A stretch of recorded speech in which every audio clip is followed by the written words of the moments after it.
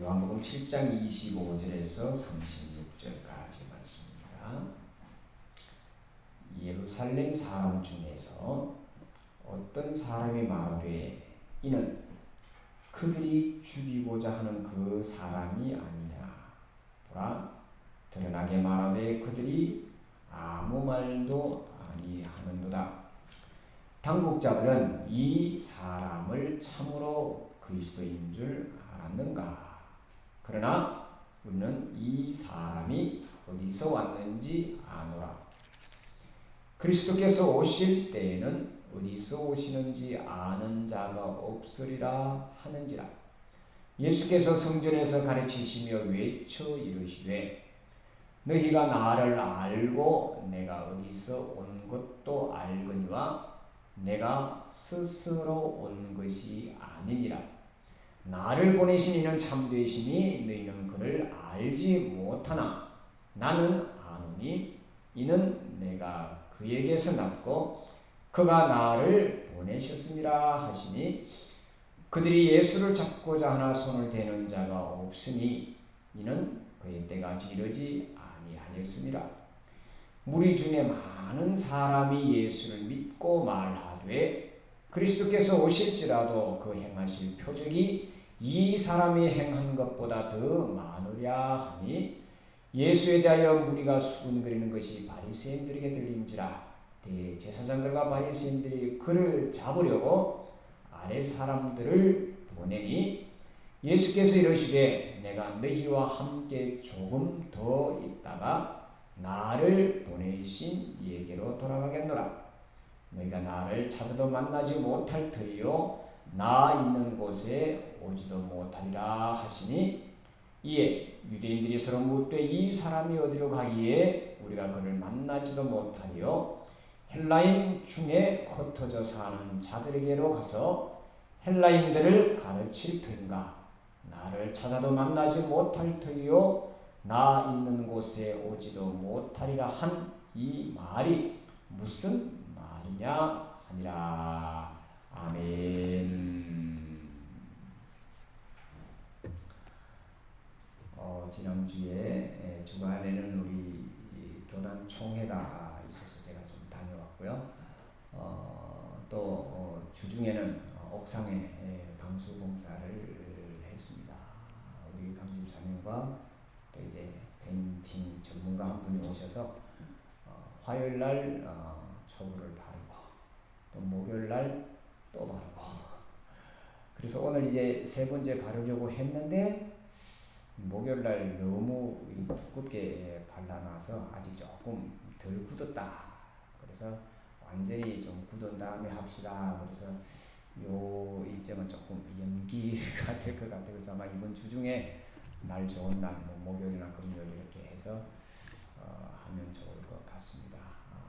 제가 여러분들 아마 이 방수 공사를 하는 것을 여러분들이 또 이렇게 혹시 자세히 보셨던 분들이 있는지 모르겠지만 제가 옆에서 이렇게 그러니까 이 교회 건물을 이렇게 저렇게 관리하고 하는 것을 많이 이제 지켜봤는데 특히 이 방수 공사는 이 페인트 칠하는 것과 거의 비슷한데 다른 점이 있다면 절대로 물이 새지 않아야 된다. 아무리 예쁘게 잘 발라도 물 새면 아무 의미가 없죠. 그래서 물 새지 않게 하기 위해서 우선 바닥에 이제 하부라는 것을 바르고 그 다음에 중간에 이 중도라는 페인트를 또 바르고 맨 위에 이 상도라는 페인트를 또 다시 바릅니다. 이제 이 바닥면과 잘 접착할 수 있도록 이제 먼지나 뭐 이런 것들은 긁어내는 것은 물론이고요. 다 긁어낸 다음에 이제 소위 말하는 이제 본드 비슷한 그런 것으로 이제 하도를 이렇게 발라서 구석구석 혹시 물이 샌 자국이 있나 없나 이런데 얘가 이제 파고 들어가서 다 이제 메꿉니다. 메꾸고 나면 이제 정말로 물이 안 새게 하는 것은 이제 중도인데 이것은 굉장히 끈적끈적한 그런 페인트거든요. 그리고 요놈이 값도 굉장히 많이 나가고요. 그래서 이것을 얼마나 잘 골고루 혹은 좀 두툼하게 바르냐에 따라서 이 방수가 되는 그 연도를 또 이제 결정을 한다고 합니다. 그래서 한 10년 이상 가도록 하기 위해서 굉장히 두껍게 아주 잘 발랐습니다. 이렇게 바르고 난 다음에 요거는 이제 굉장히 그 뭐랄까 좀 약간 꾸덕꾸덕한 그런 성질이 있어서, 그리고 요 놈도 햇빛이 닿으면 굉장히 빨리 휘발이 되고 갈아지니까 여기에다가 한 번 더 코팅을 합니다. UV 코팅을 싹 해서 햇빛이나 아니면 뭐 바람이나 비에 이제 방수 기능이 오래 가도록 이제 하는 것이 이제 상도록 하는 거기서 이제 발라야 되는데, 오늘 그 공사를 하려고 했는데 이 밑에가 아직 조금 덜 굳어서 다음번에 이렇게 하려고 합니다. 제가 왜 페인팅하는 이야기를 하냐 하면 아주 간단한 이 페인팅하는 이 작업, 그러니까 방수 작업하는 것도 보니까 제 각각 역할이 있더라는 거죠. 거기 보면 여러 가지 시습을 하는 것도 있고 뭐도 있고 여러 가지가 있는데, 물론 이렇게 방수 페인팅을 하는 솔도 필요하고, 물론 사람이 다 하지만 여러 역할을 하는 것들인데, 그 역할들이 하나라도 빠지면 이 공사가 마무리가 안 된다는 거죠. 자, 이것을 쳐다보면서 우리가 세상을 살아가는 것도, 어떤 사람은 이 하도 역할을 하는 사람이 있고, 어떤 사람은 이 중도의 역할을 하는 사람이 있고, 또 어떤 사람은 이 상도의 역할을 이렇게 하는 그런 사람들이 이 땅에는 있는 것 같다, 그런 생각을 하게 되었습니다. 그래서 무엇을 하든지 어디에 있든지 다 자기의 역할이 있고, 그 역할이 함께 어우러져서 하나의 일들을 만들어내고 또 하나의 이 작품을 만들어내는 것이 아닌가. 그래서 이제 벌써 이제 9월달이 지나고 다음 주에 만나면 이제 10월달인데, 여기까지 우리가 하나님의 은혜로 잘 지나왔고, 또 내가 감당했던 일들이 어떤 일이었던 간에 그것은 다 하나님의 특별하신 은혜가 있었고, 하나님의 도움이 있었고, 또 하나님께서 나와 함께 하셨습니다라는 그런 고백이 우리에게 이 시간 필요하겠다. 그리고 그 고백으로 여러분들이 지금 여기 와 앉아 계신 건 아닌가. 그런 여러분들에게 이렇게 이제 축복의 말을 이렇게 전하는 겁니다. 그러니까 여기까지 살아온 우리의 모든 삶은 하나님이 인정하시고, 하나님께서 나름대로 우리에게 맡기신 일들을 지금 잘 감당했기에 지금 아직 여기에 있는 것이다. 그리고 더 나아가서 앞으로 우리가 어떤 일을 당하든지 어떻게 살아가든지 하나님께서 또한 우리에게 소중한 일을 맡기실 것이고, 내가 그 속에서 그 역할을 감당하는 동안 하나님이 나를 도와주실 것이다 라는 것을 우리가 믿음으로 오늘 말씀을 같이 들었으면 좋겠습니다. 자, 오늘 말씀은 우리가 이제 계속 이제 요한복음 7장을 지금 계속 보고 있는데요. 우리가 성경을 이렇게 바라볼 때 이 핵심적인 그런 부분들을 이제 볼 필요가 있는데, 창세기 1장부터 요한계시록 22장 마지막 절까지 우리가 다 성경이라 이렇게 부르고 하나님의 말씀이라 이렇게 부릅니다. 그런데 그 모든 말씀이 다 똑같이 중요한 비중을 차지하느냐? 그것은 아닙니다. 그것을 바라보는 사람의 입장에 따라서 어떤 것은 더 은혜가 되고, 어떤 것이 더 이제 내게 크게 다가올 수도 있고, 어떤 것은 아무리 소중하다고 주장을 해도 나와 상관없는 그런 말씀일 수도 있습니다. 그런데 이런저런 모든 것들을 다 제쳐두고 예수님을 믿는 사람들에게 가장 소중하게 여겨야 될 말씀은 바로 예수님이 뭐라고 말씀하셨나라는 그것이죠. 그것을 우리는 제일 먼저 붙잡아야 됩니다. 그런 다음에 다른 것들을 참고로 봐야 되는 거죠. 예수님이 뭐라고 말씀하셨지? 거기에 먼저 보고, 예수님이 누구시지? 여기에 먼저 보고, 그 다음에 그럼 베드로는 예수님을 어떻게 보았지? 야고보 사도는 예수님을 어떻게 말씀하셨지? 그리고 우리가 가장 손쉽게 예수님에 대해서 장황하게 많이 설명한 사도 바울은 또 예수님을 어떻게 보았지? 이거죠. 그리고 그런 다음에 구약으로 넘어가서, 그럼 구약에서는 예수님에 대해서, 즉 예수님이라는 말을 정확하게 표현을 하지 않았습니다만은 하나님이 보내신 그 사람, 즉 구약에는 주로 이제 그리스도라는 말을 말이죠, 메시아라는 말 혹은 선지자라는 말로 많이 이제 표현이 되어 있습니다. 즉 하나님의 사람, 즉 하나님의 일을 하는 사람을 선지자라 혹은 예언자라 혹은 나중에는 나라가 다 망한 뒤에는 그리스도라는 그런 표현을 두고, 즉 이 그리스도라는 말은 이제 이 헬라어이기 때문에 실질적으로는 메시아라고 불렀죠. 그 사람들 메시아, 즉 구원자라는 뜻입니다. 메시아를 기다리면서 이 메시아가 그럼 어떤 일을 하는 건가를 이 구약에서는 어렴풋이 이렇게 보여줬죠. 그리고 이제 우리가 믿는 바에 의하면, 우리가 고백하는 바에 의하면 예수님은 누구라고요? 예수 그리스도. 예수 그리스도라면 예수 메시아 이 말이거든요. 예수 구원자, 우리말로 하면 예수님은 구원자다 이러면 같은 말이죠. 그렇다면 예수님이 구원자다, 예수님이 메시아다, 예수가 그리스도라고 고백하는 그 고백의 그 포인트가 뭐냐는 거죠. 키가 뭐냐라는 거죠. 구약에서 말한, 구약 39권에서 다시 장차 오실 이사야에서 예언하고 여러 성경에서 예언한 그 메시아가 과연 예수냐? 그게 우리 이제 첫 번째 질문을 해야 되고요. 그렇다면 그 메시아라면 또 어떻고, 그 메시아가 아니라면 또 우리에게 뭘 이야기하는 건가를 오늘 성경에서는 이야기를 하고 있습니다. 자, 예수님께서 성전에서 오늘 말씀대로 가르치셨다면 가르친 그 내용은 아주 간단한 겁니다.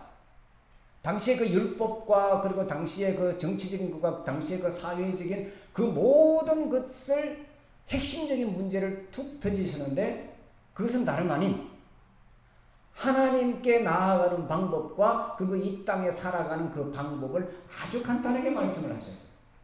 그것을 대표적으로 하나로 줄이면 그것은 하나님께 예배하는 것, 즉 하나님께 우리가 나아간다, 하나님을 우리가 뵙는다. 그러면 그 당시로서는 제사를 통해서 하나님께 제물을 가지고 나아가야만 하나님을 만날 수 있다라고 이야기를 했습니다. 그래서 이 적어도 1년에 3번 정도는 남자들은 다 예루살렘에 와서 하나님께 번제를 드리고 예배를 드려야 하나님께서 그를 인정해 주시고 그를 내 백성으로 인치신다고 그렇게 가르치고 그렇게 알아왔고 그대로 따라왔습니다. 그래서 오늘 우리가 이 배경이들이 초막절에도 수많은 순례자들이 지금 외국에서 뭐 어디서 다 와서 하나님께 자기를 보이러 나왔습니다.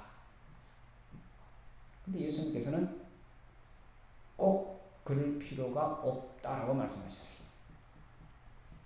자, 하나님께 나아가는데 제물을 들고 와서 피를 뿌리고 이렇게 해서 하나님께서 우리를 용서해 주시고 받아주신다고 그렇게 해서 그 죄의식 속에서 혹은 그것을 제사를 드린 사람에게는 또 이제 이 뭐라 그럴까, 이제 이 자신감이라 그럴까, 자만감이라 그럴까요? 이런 안도감에서 그렇게 살아가는데 예수님께서는 하나님은 그런 분이 아니시다.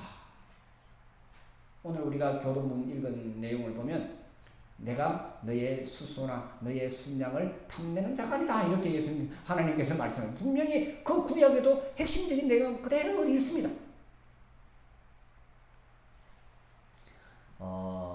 조금 예담입니다만 옆으로 좀 나가보면 이 제사라는 것이 어떻게 생겼는가? 사실 제사라는 것은 마을 축제였거든요. 점점점점 줄여가면 옛날에는 이제 대부분 사람들이 어렵게 살아니까 나름대로 좀 가지고 있는 사람들이 자기 소를 한 마리 내서 동네 잔치를 하는 거잖아요. 특별한 날. 이해가 되시나요? 그냥 하기 힘드니까 좀 맹숭맹숭하니까 누구의 이름으로? 신의 이름을 부르는 거죠. 하나님의 이름이든 뭐 누구의 이름이든 뭐 알라의 이름이든 불러서 먼저 신께 제사를 지내고 나눠 먹잖아요. 우리 옛날에도 그랬잖아요. 우리 옛날에 동네 잔치 하면 다 뭐 하고 해갖고 뭐 누구라도 와서 이렇게 하고 뭐 피 뿌리는 그런 것도 있고 여러 가지, 그것은 거의 모든 우리 인류의 그 밑바탕에는 그런 것들이 있었습니다. 가장 기본적인 것은 여기서부터 출발하는 거죠. 언제 국가가 있고 이렇게 있었던 것이 아니라 아주 작은 곳에서 서로 함께 살아가고 나누어 먹고 하던 거기서부터 시작된 것이 제사의 풍속입니다. 그리고 이 모세가 이렇게 제사를 지내고 한 것은 어디에서 배워왔냐 하면 쭉 이집트에서 배워온 거잖아요. 이집트의 그 제사 방법이 그대로 유대인에게 온 거잖아요. 좀 이제 헷갈려 하시면 안 되는데, 하나님께서 갑자기 이렇게 툭 던져주신 것이 아니라 모세는 이집트 궁중에서 거기서 모든 체계를 다 배운 사람이잖아. 그것이 이렇게 이 유대인 놈에서 하나님의 이름도 바뀌잖아요. 하나님 이름이 모세가 야훼, 여호와로 시내 산에서 이렇게 호렙산에서 이렇게 하나님 이름을 받잖아요. 눈을 크게 뜨시고 무슨 소리래 이렇게 보시면 아주 어려우십니다. 출애굽기 3장 14절에 보면 모세가 이게 그 가시떨기 나무에서 하나님을 뵙잖아요. 배울 때 가시떨기 나무 타는 것을 보면서 이제 그게 가려고 하니까 야 여기는 거룩한 땅이야 네 신발을 벗어라 어쩌라 하면서 이제 하나님을 뵙는데 그때 이제 모세가 하나님께 이름을 묻죠. 당신의 이름이 뭡니까? 하니까 나는 스스로 있는 자다. 스스로 있는 자라는 말을 이 히브리어로 바꾸면 나는 나다라는 그런 뜻이에요. 나는 나다. Who I am who. 나는 나다. 나는 나지 뭐 어떻게 표현할 수 없다라는 것은 이제 그것이 여호와 야훼라는 그런 말입니다. 영어로 번역하면 그렇게 되고 우리말로 번역하면 그것을 그대로 그냥 표음을 따서 그렇게 가지고 온 거죠. 그러니까 하나님의 이름조차도 유대인의 독특한 야훼라는 이름으로 이렇게 만들어 왔죠. 그러면서 그 법을 만들어서 이렇게 하면 하나님께 나아간다. 하나님이 그러니까 야훼 여호와 하나님이 좋아하시는 것은 이런 것이다. 그 다음부터 이제 만들어내는 거죠. 그리고 사람들이 옳다고 여기에서 모였습니다. 그것이 오늘 성경에 나온 이스라엘의 축제였습니다.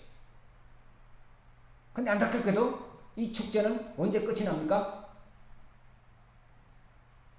우리가 아는 대로 AD 70년 로마가 예루살렘을 점령할 때 티투스 장군이 예루살렘을 파괴할 때 다 무너져 버리죠. 돌 하나도 돌 위에 남지 않고 다 무너져 버립니다. 예수님이 말씀하신 대로 이 성전 제사가 끝이 나버립니다. 예수님은 이걸 미리 내다보신 거예요. 이렇게 해서 하나님을 만나는 것이 아니고 이렇게 해서 하나님과 나아가는 것이 아니라고 백성들하고 이야기를 나눈 거죠. 그러니 당시에 그것을 갖고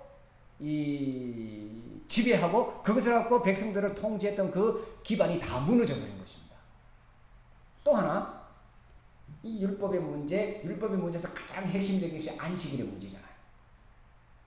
지금 예수님을 잡으려고 하고 예수님을 잡아서 죽이려고 예수님을 잡아서 이제 추방을 하려고 하는 그 가장 핵심적인 그 원인이 지난주에도 말씀드렸습니다만 요한복음 5장에서 예수님께 38년 된 병자를 고친 그 사건 때문에 지금 예수님을 이렇게 보는 거죠. 안식일을 고쳤잖아요. 그러니까 안식일법을 어겼다.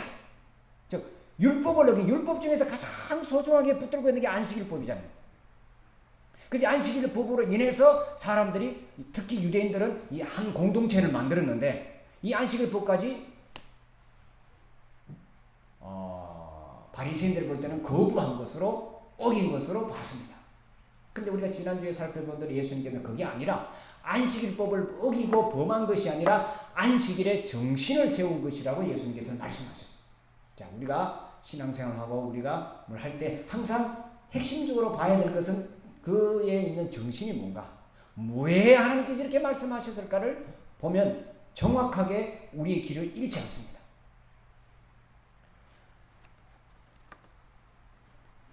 역사적으로 보면 이스라엘이 이제 다윗이 왕국을 이렇게 만들었었고요. 다윗 왕국 이후에 솔로몬이 이어서 왕이 됩니다. 솔로몬이 이어서 왕이 된 이후에 솔로몬의 두 아들에 의해서 솔로몬의 아들들의 그 잘못된 정치로 인해서 나라가 나눠지죠. 남쪽 나라, 북쪽 나라. 그 남쪽은 그냥 유다라고 불렀고 북쪽은 이스라엘이라고 불렀습니다. 이 두 개로 이제 우리가 남북으로 나눠진 것처럼 나눠져서 계속 하다가 북쪽은 저 위에 이제 강대국이 더 있으니까 북쪽은 이 아시리아라는 나라에 멸망을 합니다. 이것이 약 예수님 모시기 전에 721년 전에 망합니다. 그러다가 남쪽은 그래도 망하지 않고 한 100여 년 더 버티다가 결국은 바빌로니아, 역사적으로 바벨론에 의해서 멸망을 합니다. 그래서 바벨론에 의해서 멸망을 하고 포로로 다 가버리죠. 그래서 그때 국권을 잃어버립니다. 나라가 없어집니다. 그때부터 나라가 없는 상황에서 지금 예수님 당시까지 이렇게 내려온 겁니다. 그리고 그때 나라가 없어진 그 이후부터 이스라엘 사람들에게 가지고 있었던 사상은 이 그리스도 사상, 메시아 사상입니다. 하나님이 보낸 메시아가 오면 우리가 다시 다윗과 같은 나라를 회복하고 우리가 종교, 정치, 사회 이 모든 것의 주권을 가지고 우리의 독립된, 즉 하나님께서 우리를 다스리는 그 왕국을 만들 것이라고 믿고 또 그때까지 왔던 그것이 유대인들의 믿음이었습니다. 그래서 하나님이 보내주신 자가 오면 우리 이 모든 것을 해방시켜 주실 것이라고 믿고 있었는데 그것이 이 메시아 사상입니다. 그래서 사람들은 조금 특별한 사람이 나타나면 그가 하나님이 보내신 분인가 하고 우르르 쫓아가서 당신이 메시아냐 이렇게 물었습니다. 성경에도 몇 번 나오죠. 특히 세례 요한에게 찾아가서 그렇게 묻지 않습니까? 당신이 그리스도요 이렇게 물으니까 세례 요한이 나는 그의 신발끈을 매주기도 감당하지 못하겠노라 내 뒤에 오는 분이 메시아다 이렇게 이 세례 요한은 이렇게 예수님을 소개하는 것으로 끝나죠. 요한복음 1장 1장이 쭉 보면 그렇게 나와 있습니다. 자, 그래서 예수님을 향하여 사람들이 이제 수군거림이 시작됩니다. 이 사람이 메시아냐 아니냐, 이 사람이 그리스도냐 아니냐, 여러 이제 토론이 일어납니다. 그 중에서 이 사람이 메시아라고 그리스도라고 생각하는 사람은 예수님이 하신 그 말씀, 그 행동, 그것은 정말 하나님이 보내신 자가 아니면 이렇게 할 수 없다라고 믿었던 반면, 또 반대편에 있는 사람은 메시아가 올 때는, 그리스도가 올 때는 어디서 오는지 사람들이 알지 못하는데 우리는 예수는 우리가 어디서 온지 알고 있다. 갈릴리 나사렛 출신 아니냐. 이 나사렛에서는 선한 것이 나올 수가 없다라고 그 출신을 가지고 예수님을 비난했습니다. 특히 이 바리새인들이 그렇게 주장을 했었죠. 그 여러 사람들의 수군거림 속에서 예수님께서 말씀하십니다. 오늘 본 말씀 보면 이렇게 나와 있습니다. 제가 이제 공동번역으로 다시 한번 이제 적어봤는데요. 주보에 나와 있습니다. 제가 읽어볼게요. 너희는 나를 알고 있으며 내가 어디에서 왔는지도 알고 있다. 그러나 나는 내 마음대로 온 것이 아니다. 나를 보내신 분은 정녕 따로 계신다. 너희는 그분을 모르지만 나는 알고 있다. 나는 그분에게서 왔고 그분은 나를 보내셨다. 자, 우리가 읽은 거기서는 이제 약간 뭐라 그럴까요? 이 의역을 했고 여기 있는 본문에서는 그 내용을 그러니까 나를 보낸 분이 따로 있다. 내가 갈릴리 나사렛 출신이지만 나를 지금 여기 오라고 한 것은 하나님이 나를 보내셨다라는 그 이야기입니다. 즉 많은 사람들은 내가 어떻게 해서 무엇을 배웠고 어떤 공부를 했고 해서 어떤 자격이 있느냐를 이렇게 지금도 마찬가지로 그렇게 만들지만 하나님의 일을 하는 사람들은 하나님께로부터 직접 받은 하나님께로 받은 그것을 우리가 소명이라고 그렇게 부르죠. 하나님의 부름을 받은 그 명령대로 나는 왔다. 나를 보내신 분이 따로 있다. 이렇게 예수님께서 말씀을 하셨습니다. 자, 이것이 우리가 신앙생활을 하는데 가장 중요한 주제라고 해야 될까요? 믿음이라고 해야 될까요? 가장 중요한 요점입니다. 나를 보내신 분이 따로 있다. 하나님이 나를 보내셨다는 겁니다. 우리가 하나님을 믿는 것은 하나님이 나를 세상에 보내셨다는 겁니다. 여기서 출발을 합니다. 이 출발이 없으면 우리의 모든 믿음이 헛것이 됩니다.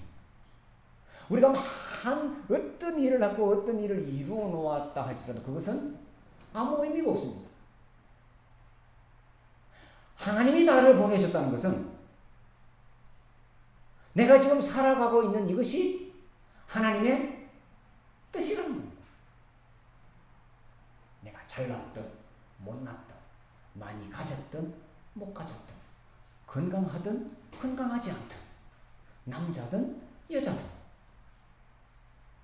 유대인이든 이방인이든 종이든 자유인이든 성경에 그대로 이렇게 나와 있잖아요.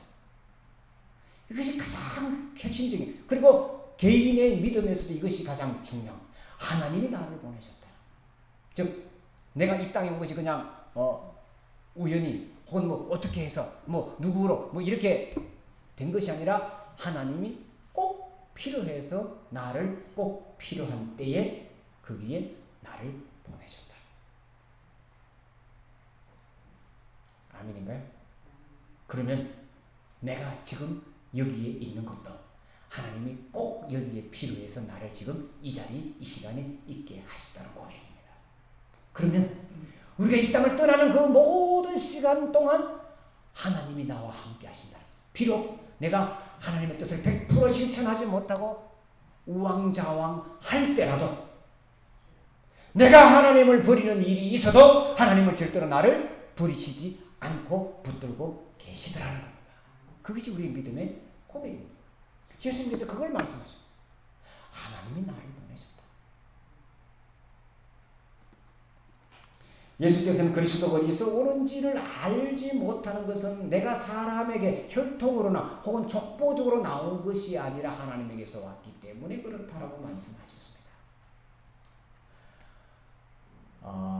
여러분들이 조금 이제 받아들이기 어려운 그런 부분일 수도 있지만, 제가 이제 말씀을 이 부분에 대해서 혈통 혹은 족보 이것을 이야기하다 보면, 예수님은 분명히 하나님이 나를 보내셨다라고 이렇게 말씀을 하셨는데도 불구하고 우리가 마태복음이나 누가복음 보면 예수님의 족보를 장황하게 이렇게 써놨죠.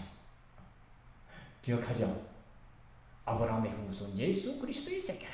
뭐 아브라함이 이삭을 낳고 이삭이 야곱을 낳고 쭉쭉쭉쭉 내려오죠. 그리고 마지막에 뭐 예수님의 이제 다 이렇게 하는데, 사실은 그 족보는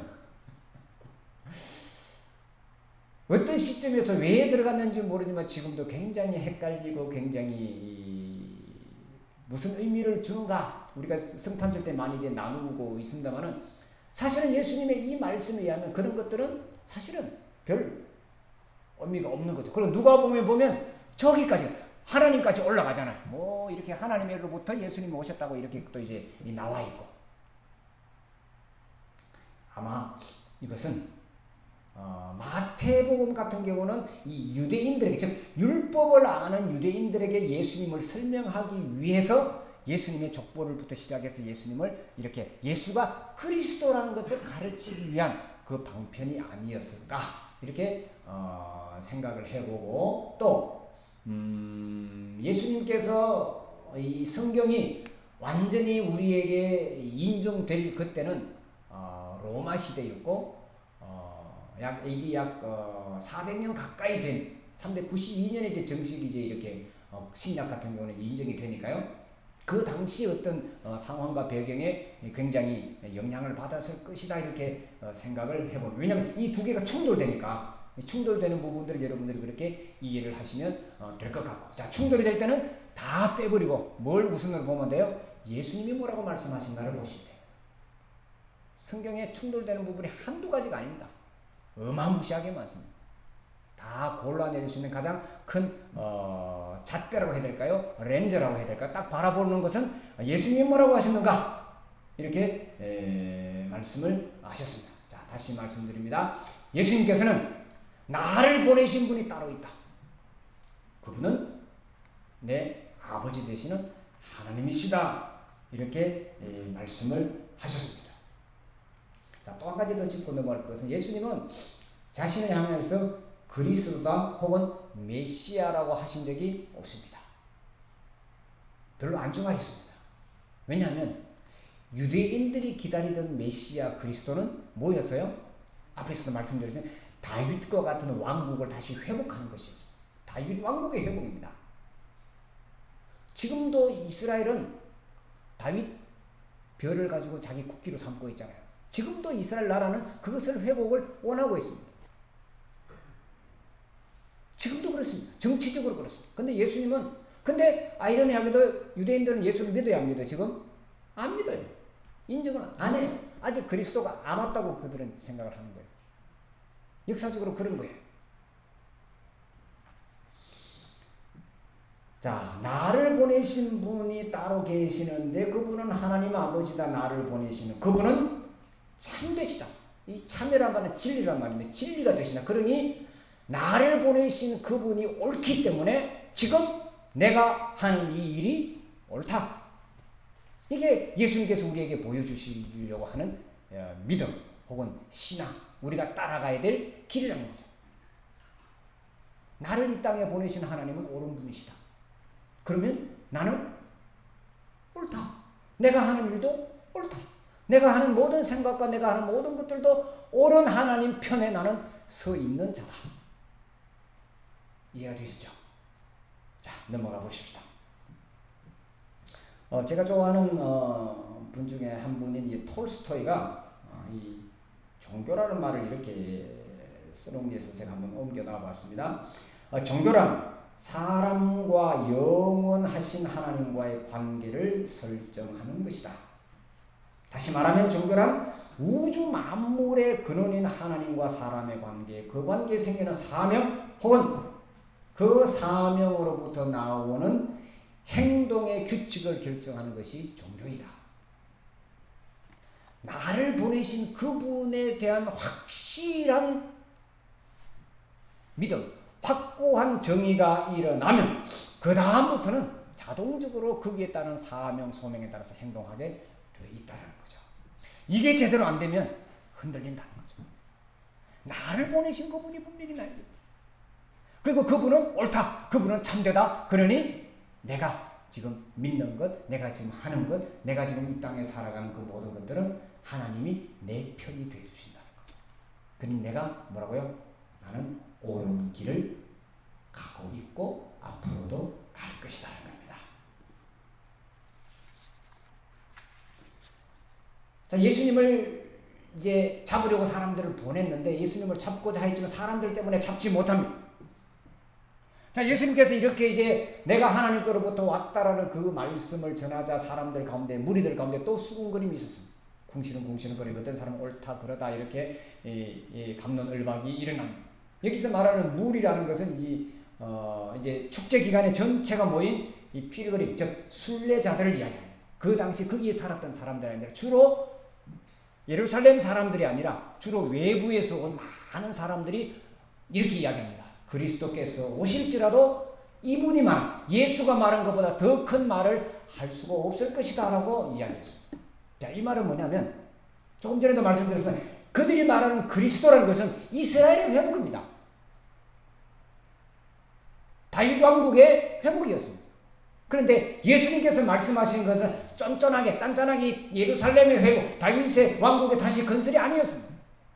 누구에게나, 모든 사람에게 공평하게 다 하나님께 나아가는 아름다운 말씀, 아름다운 것을 말씀하셨기 때문에 누가 와도 이것은 말할 수 없을 것이다. 자, 그럼 사람들의 가장 마음속에서 그리스도가 오면, 메시아가 오면 원하는 소망이 무엇인가라는 거죠. 여러분들 오늘 교회 나와서 예배하면서, 예배 드리면서 내가 가지고 있는 소망이 뭔가 여러 가지가 있을 수 있는데 가장 핵심적인 것을 한 단어를 뽑는다면 그것은 해방이라는 거예요. 해방. 벗어나는 것. 자유로. 조금 더 이제 구체적으로 이제 조금 이제 줄여보면 억압에서 벗어나는 것, 혹은 정치, 종교, 사회의 가난, 병마 뭐 이런 곳에서 내가 벗어나고 싶고 또 지금과는 조금 더 다른 새로운 세상이 되었으면 좋겠다라고 우리가 바라는 것입니다. 누구나. 근데 예수는 이것을 보여주셨고 이것을 이루셨습니다.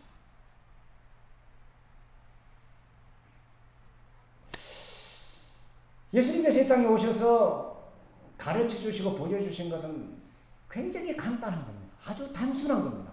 아주 쉬운 것이었습니다.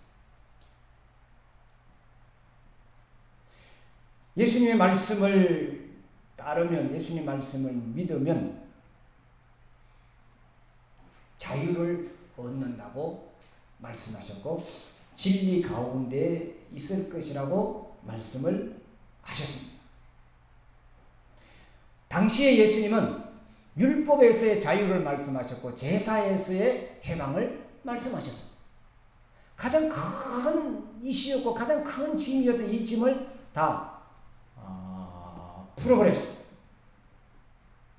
오늘날 이것을 우리에게 적용을 한다면 각자의 삶에서 이것을 아름답게 우리가 어디에서 내가 해방을 누리고 어디에서 자유함을 얻을 것인가를 우리에게서 찾을 수 있습니다.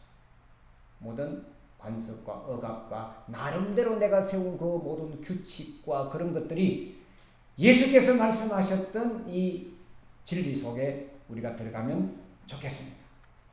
자, 마지막입니다. 그럼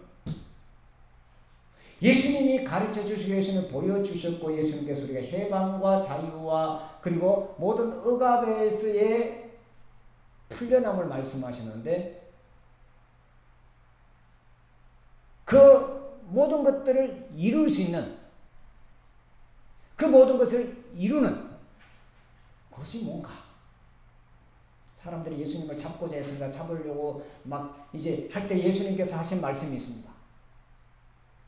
아직까지 내가 조금은 너희와 더 있겠다. 그렇지만 때가 되면 어떻게 한다고요? 나는 나를 보내신 분에게로 뭐한다? 돌아가겠노라.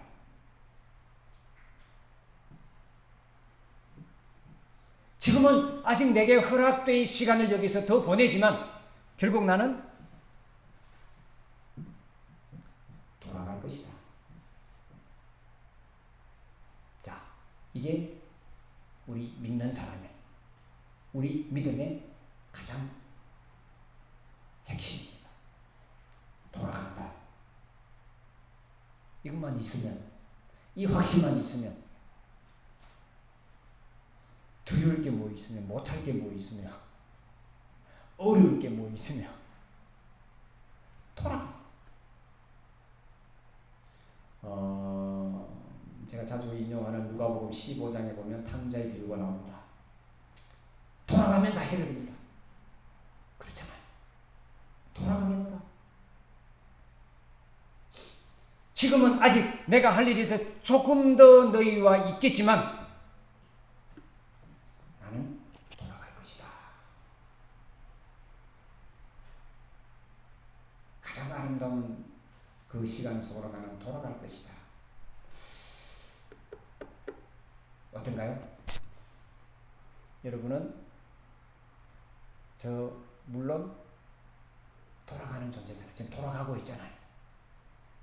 다시. 자, 이것은 이제 앞에 것까지 같이 연결이 됩니다. 나를 보내신 분이 따로 있다. 나를 보내셨으면, 나를 보내서 여기서 일을 맡겼으면 또 나를 잘했다.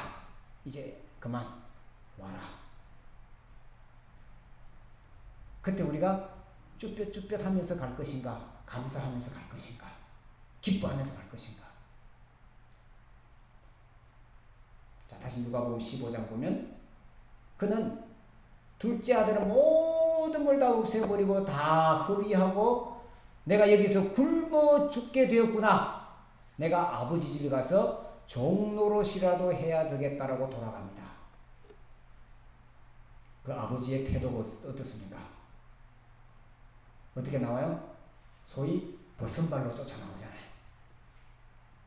저 멀리 아들이 오는 것 같으니까 쫓아가서 그 아들을 끌어안고 입맞추잖아요. 그렇다고 뭐 아무렇게나 엉망으로 살자, 그게 아니죠. 나를 보내신 분이 있다, 나는 돌아간다 그러면 지금 어떻게 해요? 내가 갖고 있는, 내가 알고 있는 내 형편에서 최대한 최고의 좋은 아름다운 모습으로 살려고 노력을 하는 자들이 바로 우리잖아요. 남들과 비교해서 뭐 1등이니 꼴찌니 이렇게 나누지만 사실 하나님께서 볼 때는 수고했다, 잘했다, 우리를 칭찬하실 분이잖아요. 그것도 안 되면 맨 마지막에 꼴찌라도 이 둘째 아들 탕자의 모습으로 돌아간다 할지라도 하나님은 나를 버리지 않는 분이라는 거죠. 이게 믿음이잖아요.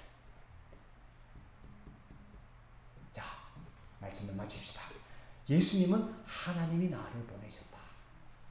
그래서 내가 하나님의 뜻, 하나님의 말씀을 전한다. 그리고 때가 되면 나는 다시 아버지께로 돌아가겠노라. 우리 이것을 예수님이 보여주셨고 이것이 구원인 거죠. 예수님이 이렇게 우리들에게도 나는 하나님이 보낸 사람, 나는 하나님이 나를 이 땅에 있게 하셨고 지금 내가 여기서 하는, 내가 지금 여기에 있는 그 모든 것도 하나님의 허락함 속에 있다. 시간이 다 지나면 나는 다시 하나님에게로 돌아갈 것이다. 돌아간다. 그것은 가장 영광스러운 곳이다. 기도하겠습니다. 주님, 그리스도냐 아니냐를 가지고 수군거리는 많은 사람들에게 예수님께서 말씀하셨습니다. 나를 보내신 분이 따로 있다. 나는 하나님께서 나를 이 땅에 보냈기에 내가 너희들에게 이 말을 전한다고 말씀하신 것을 저희들이 기억을 합니다. 주님, 우리 또한 하나님께서 우리를 이 땅에 보내셨기에 지금 내가 여기에 존재하는 이유입니다. 그리고 내가 이 일을 하는 목적이기도 합니다. 하나님, 이 믿음을 잃어버리지 않도록 도와주시고 축복하여 주시옵소서. 우리가 이 땅에 태어난 것이 하나님의 축복이었고 이 땅에 살아가는 모든 것이 하나님의 도움이며 우리가 하나님 앞에 가는 그날까지도 하나님의 놀라운 능력 속에 있음을 알게 하여 주시옵소서. 하나님, 예수님을 잡고자 하고 예수님에게 이제 이 반대의 그것을 내는 모든 사람들을 향해서도 나는 돌아간다라고 담대히 말씀하셨던 것처럼 주님, 우리에게는 돌아갈 곳이 있습니다. 우리에게는 저 천국이 있습니다. 우리에게는 하나님의 나라가 있음을 알고 우리에게 다가오는, 우리에게 주어진 모든 십자가, 모든 어려운 난관들을 넉넉히 이겨내는 자들이 되게 하여 주옵소서. 예수님의 이름으로 기도하옵나이다. 아멘.